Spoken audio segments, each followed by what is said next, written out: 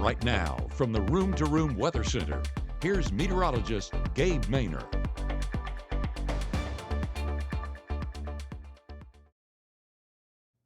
Well, did you miss the Northern Lights last night? Well, if you did, you have another opportunity heading into our Wednesday evening. Here's your Northern Light forecast. As you can see, that line of visibility a little bit more towards our north, but yesterday it was around the same area of coverage as what we're seeing on our forecast tonight. So the potential of seeing a few of those Northern Lights on the northern horizon, a realistic possibility, albeit it'll be way off into the northern horizon. So you need to make sure to get in those optimal locations for viewing. That's going to be a place that has very little tree coverage and as well as keeps you on those clear conditions. And clear conditions going to be abundant this evening. As you can see, 7 p.m., 53 degrees, 49 there by 10. And then foggy conditions do push into those early a.m. hours on our Thursday. So not going to be as ideal, but we do still have a pretty good time frame that allows us for getting outside and enjoying it. As you see right here on Futurecast, staying with those dry and clear conditions. We might see a little bit of patchy cloud cover out there in the Delta, but that's really it when it comes to what we're seeing way high up in the atmosphere.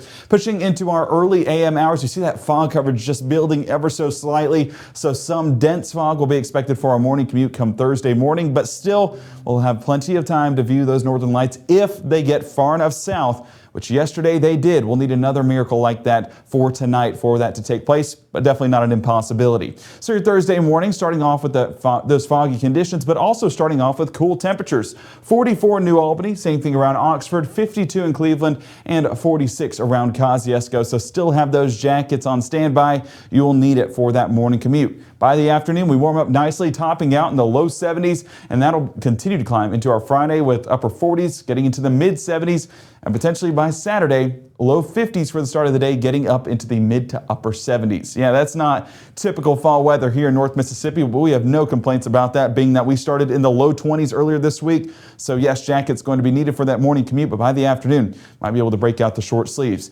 Rain coverage does increase early next week. That's one of the things we'll be talking about on Mississippi Live Weather at 10, but we're also readily available at 6:37 and 7:30 with meteorologist Maggie McCauley.